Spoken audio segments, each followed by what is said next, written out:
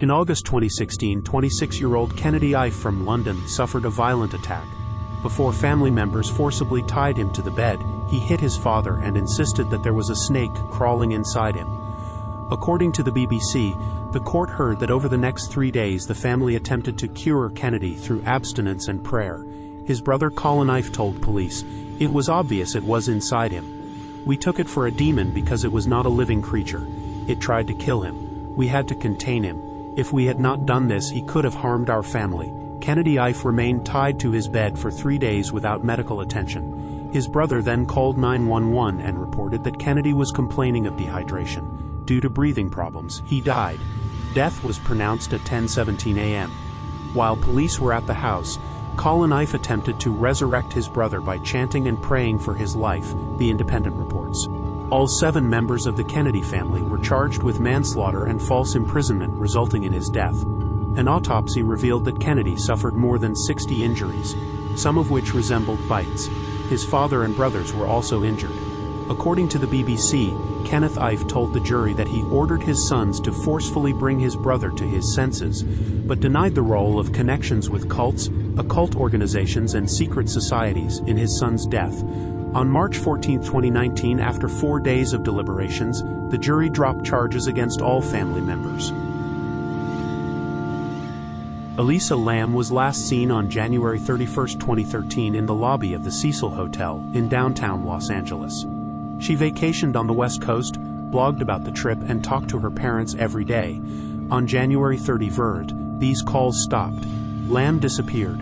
Soon the police began a search, and her parents arrived. They didn't find anything. In February of that year, Los Angeles police released surveillance video of Lam before her disappearance. The footage shows Lam acting strangely in the elevator, talking to invisible people, looking out from behind the door, crouching in the corner, opening and closing the door. After this video, even more questions arise. What is it? A nervous breakdown, demonic possession, unknown persons outside the camera's field. Around the same time, hotel guests began reporting problems with the Cecil Hotel's water supply. The CNN report included comments from a woman who was at the hotel throughout the investigation.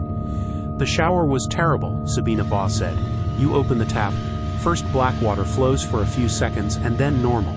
The water tasted gross," Baugh noted. "A terrible Swedish smell.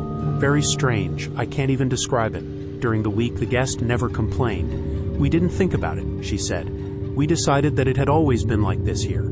On the morning of February 19th, a hotel employee went up to the roof and inspected the water storage tanks. That's where authorities discovered Lam's decomposing naked body, whose personal belongings were found nearby.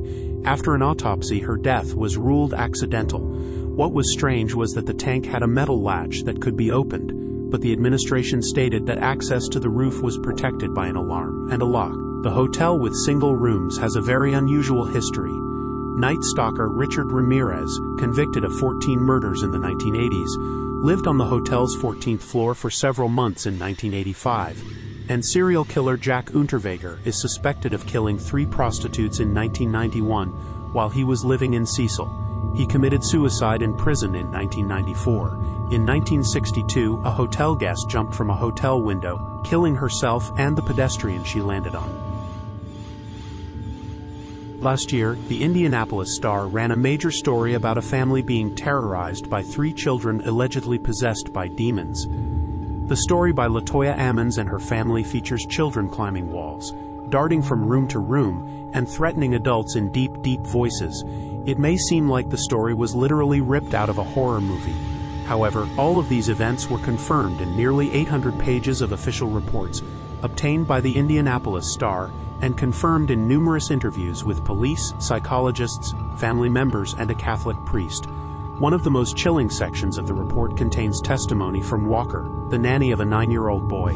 She described how the child smirked strangely and walked backwards up the wall to the ceiling. He then flew over Campbell and landed on his feet. In another passage, we read how a 12-year-old girl told a psychiatrist that she felt like something was suffocating her and squeezing her so that she could not speak or move. She allegedly heard a voice telling her that she would never see her family again and would be gone for 20 minutes. In September 2014, a Utah teenager returned to his home to find his parents and 3 siblings dead. The notepad had a scribbled to-do list on the pages. The list looked like something my parents were about to go on vacation, with items like feed the pets and find someone to look after the house, the Salt Lake Tribune reports. It looked like a suicide, but there was no suicide note at the scene, no indication that they would do it, or any explanation. Police could not understand why the parents killed themselves and 3 of their 4 children. For a year, no one knew exactly what happened in the family, and what forced the parents to take such an unthinkable step. In January, police released even more chilling details about the case. According to the stories of family members and the results of the police investigation, the parents believed in the coming apocalypse and were obsessed with one killer, but most believed they just wanted to move. During the investigation, letters were discovered written by Christy Struck to one of the state's most notorious criminals, Dan Lafferty, who was convicted of killing his daughter-in-law and her 1-year-old daughter in 1984. According to testimony at his trial, he killed the victims at the direction of his brother Ron Lafferty, who claimed that God directed him to do so. In 2007, ABC aired a documentary series about a series of telephone threats against various families. In the series, the unknown people on the other end of the line knew what family members were wearing and what they were doing at the time of the call. Calls threatening to kill children, pets, and grandparents came in around the clock. Voicemails were received that played recordings of private conversations between family members, including with a local police officer. It seemed that the police were powerless here. They could not stop them. This continued for several months with the Kuykendall family. A hoarse voice threatened to cut the throats of family members. When police in Fircrest, Washington tried to find the culprit, they traced the calls. The Kuykendalls' phones were active even when they were turned off.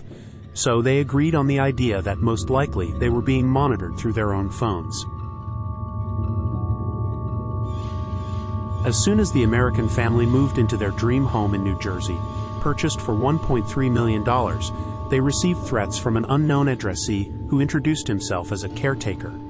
The caretaker stated that the house had been in his family for many decades, and that he was tasked with overseeing it. One of the letters from the caretaker also spoke about the children of the new owners. Have they already discovered what is inside the walls of the house?